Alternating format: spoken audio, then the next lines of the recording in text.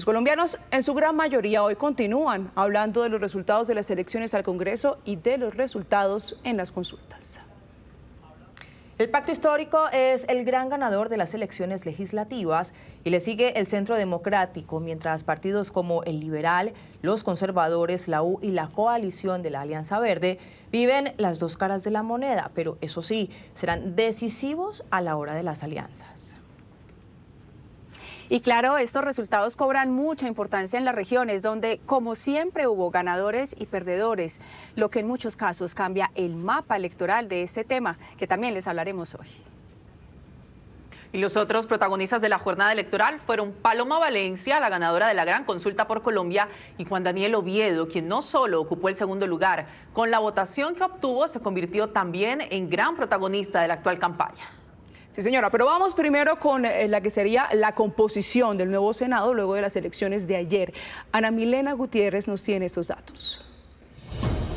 Alejandra, desde este set virtual en el recinto del Senado les contamos cómo queda hasta el momento la posible conformación del Senado de la República tras la jornada electoral de ayer. Lo van a ver ustedes aquí en pantalla. Comenzamos entonces. Coalición del Pacto Histórico tendría 25 curules. Hoy tiene 20. El Partido Centro Democrático alcanzaría 17 senadores. Hoy tiene 13. El Partido Liberal Colombiano mantendría las mismas curules, que son 13. Coalición Alianza por Colombia, 10. El Partido Conservador Colombiano quedaría con 10 senadores. Hoy tiene 15. El Partido de la U tendría 9 curules. Hoy tiene 10. Cambio Radical alcanzaría 7 senadores. Coalición Ahora Colombia, que está integrada por el MIRA, Nuevo Liberalismo y Dignidad, lograría 5 curules. Y Salvación Nacional alcanzaría 4 senadores. En total son 100 curules. A ellas se suman 2 curules de circunscripción especial y una curul de oposición destinada al candidato que ocupe el segundo lugar en las elecciones presidenciales. Este Congreso comenzará funciones el 20 de julio y será el encargado de tramitar las principales reformas y decisiones que marcarán el rumbo del país. Como siempre, un papel clave. Y como les decíamos al inicio, el Pacto Histórico se consolidó como la fuerza política que alcanzó el mayor número de curules en el Senado. Pero, ¿qué dicen del resultado y de lo que viene? Pues Diego Perdomo nos cuenta.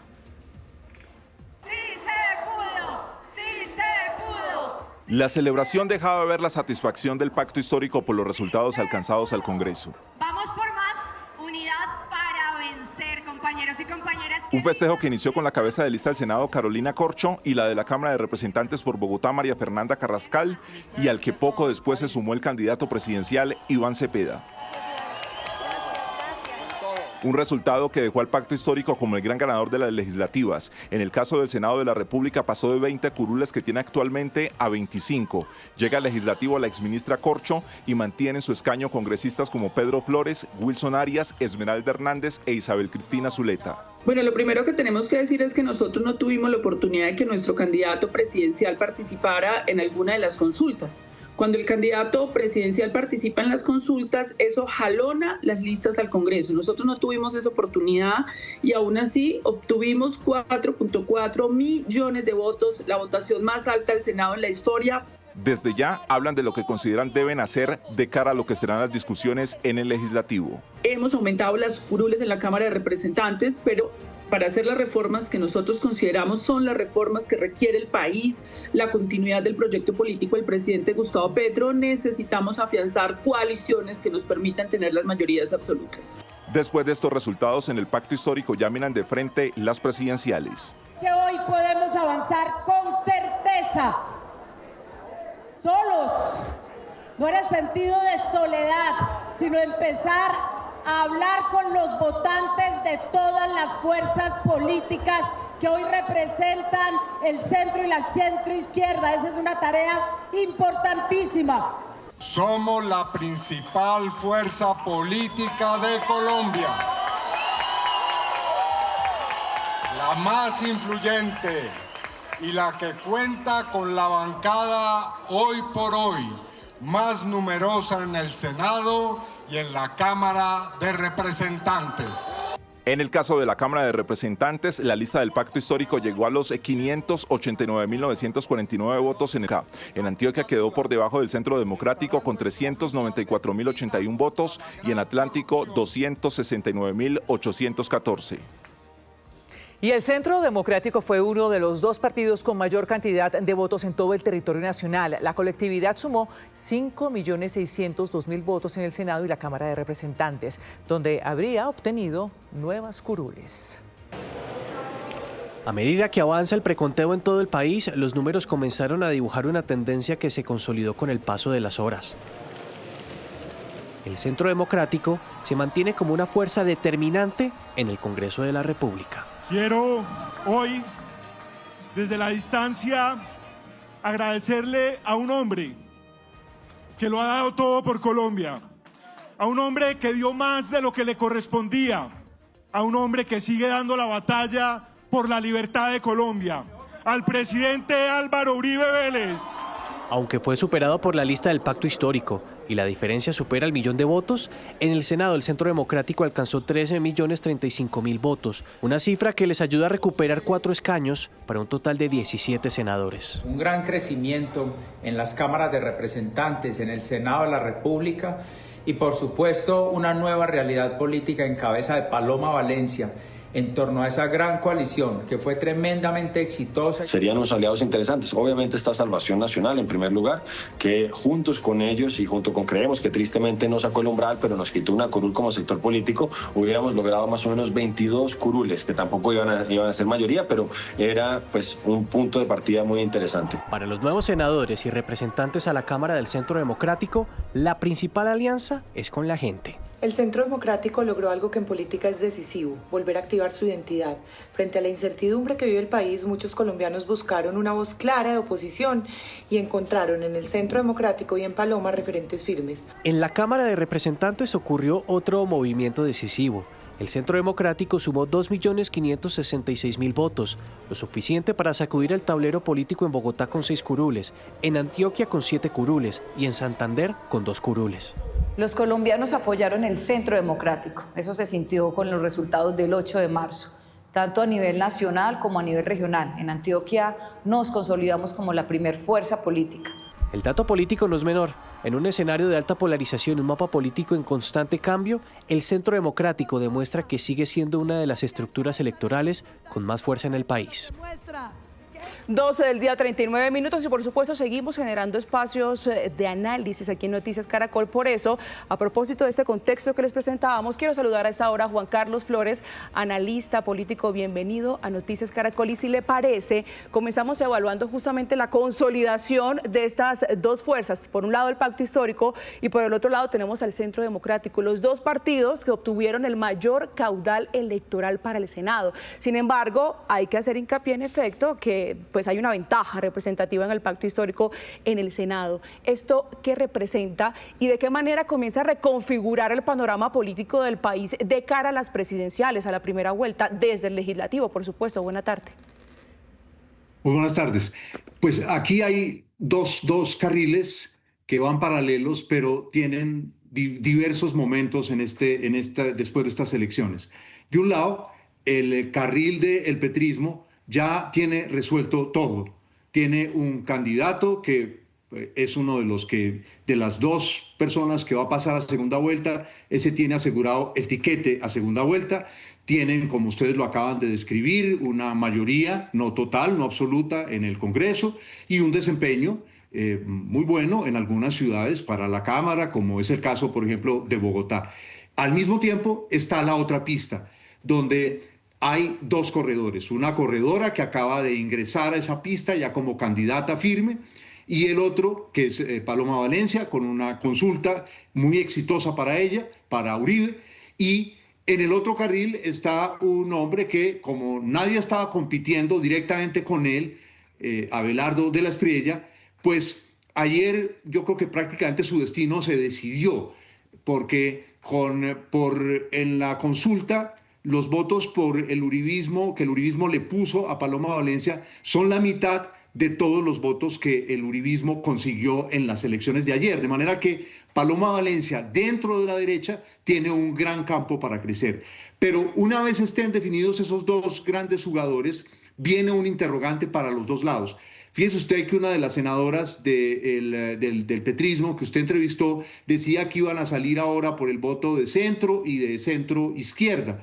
Pero, es decir, matemáticamente Cepeda pasa a la segunda vuelta, pero no gana todavía esa segunda vuelta. Lo mismo le puede pasar a Paloma Valencia.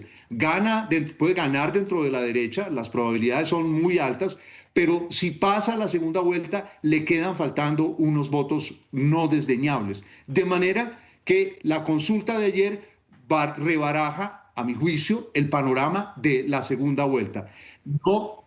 No se la pone fácil al petrismo y tampoco se la pone fácil al uribismo. Sí, ya regresamos con Juan Carlos. Vamos a saludar a esta hora también a Pedro Medellín. Pedro, bienvenido a Noticias Caracol y quisiera comenzar por esa pregunta que le hicimos también a Juan Carlos Flores. Esa consolidación de estos dos partidos de un lado y pues un poco más con esas 25 curules por parte del Pacto Histórico hasta el momento y también del Centro Democrático, pero sumarle a eso también esas curules que tendría Salvación Nacional de Abelardo de la Espriella. ¿Usted coincide con lo que dice Juan Carlos Flores o tiene una visión distinta? No, yo coincido con Juan Carlos, me parece que es un análisis pertinente. Solo daría un contexto. Solo daría un contexto. Creo que lo que pasó ayer fue una cosa muy importante y es que el país votó ayer un cambio político muy fuerte. Ayer vimos un país muy politizado, es decir, un país interesado en la política, metido en la política, que interviniendo en la política y votando. Votaron 19 millones de personas para el Senado. Hace 4 años habían votado 16 millones de personas. Son 3 millones de personas más que entraron, aunque desde el punto de vista de la proporción se mantienen los niveles de abstención y de participación entre 48 y 49%. En abstención en participación y 49 y 52% en abstención. De todos modos, hay una entrada de gente y de gente joven muy importante. Y en ese sentido adhiero ya en el campo del planteamiento que hace Juan Carlos, agregando solamente una cosa. La polarización de este país es un fenómeno que en realidad tiene un lado que es muy positivo y es que la política se transparenta, que la gente que está a la izquierda vota a la izquierda y es de izquierda, y la gente a la derecha igual se reconoce y vota, y eso ayuda a aclarar la política y ayuda a hacerla mucho más transparente y mucho más asequible a los ciudadanos. Tenemos una perspectiva para la elección presidencial muy interesante, no definida todavía. Uno puede decir que el Centro Democrático se fortaleció de cara para participar y llegar a la segunda vuelta, pero no necesariamente ganar, como dice Juan Carlos. La tarea de ganar el centro y ganar un pedazo de la izquierda puede tenerla con la vicepresidencia de Juan Daniel Oviedo y abrirse una tarea a un discurso más abierto, más centrista. Igual la izquierda tiene que hacer lo propio y la tarea va a ser la disputa del centro, que tiene en los nuevos actores del país como Oviedo un objetivo muy interesante. Ya vamos a seguir analizando esos otros rostros que van a permitir generar esas alianzas que, en efecto, generará esa reconfiguración del panorama político del país. Pero vamos a revisar esto que están viendo en este gran wall. ¿Quiénes fueron los senadores más votados para también revisar lo que representa esta fotografía? Por ejemplo, comenzamos viendo cómo el voto en blanco fue el que más tuvo votación con 616.998 votos y le sigue luego la candidata más votada en la lista abierta, que fue Nadia Ablel. Ella del Partido Conservador tiene 178.907 votos. Se le sigue Lidio García también con 175.388 y seguido JP Hernández, Yesir Pulgar Enrique Gómez, Norma Hurtado. Está además, ojo a este dato, Wadid Mansur, recordemos Wadid Mansur que fue salpicado por Olmedo López en el escándalo de la Unidad Nacional de Gestión de Riesgo. Y terminamos este primer bloque de los más votados, los senadores más votados, con Juan Carlos Garcés con 129.051 votos. Vamos con Juan Carlos Flores para preguntarle, Juan Carlos, lo que le dice esta fotografía, pero también lo que representa ese voto en blanco. Hablaba Pedro de Medellín, que da un poco de juego, también el porcentaje de abstención, pero esto, ¿qué podría representar? Sí, saludo a Pedro, por supuesto, antes. La política colombiana es un sancocho de unos ingredientes en otros lugares del mundo no siempre fáciles de imaginar, porque en la lista que usted acaba de hacer el recorrido están representantes de castas políticas tradicionales, donde el voto maquinárico, donde muchas veces, por desgracia, hay voto comprado, donde hay unas potentes estructuras de contratistas asociados con los políticos. Al mismo tiempo, en esa descripción que usted hizo, hay un influencer que disminuyó con relación a su anterior elección. Y al mismo tiempo, la política colombiana hoy tiene los dos grandes agitadores políticos de la segunda mitad del siglo XX y de comienzos de este siglo, que son Álvaro Uribe Vélez y Gustavo Petro Urrego. Y ellos dos le meten un elemento que es muy importante en la política, porque si no se nos tragaría pues el show mediático y se nos tragaría la corrupción de todos los votos, de los votos comprados.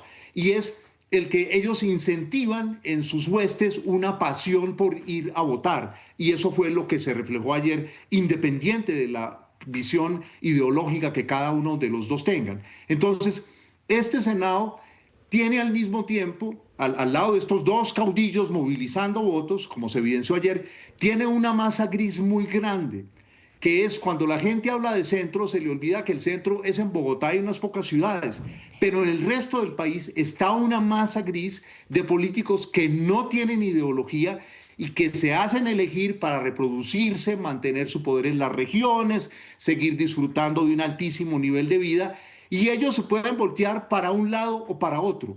Entonces, al lado de las figuras que ya se señalaban, está ese hecho de esta masa gris, una parte de la cual le votó a Petro, y muchos de estos que usted acaba de enumerar, Pulgar, por ejemplo, son personas a las cuales el gobierno les dio cosas, muchas cositas.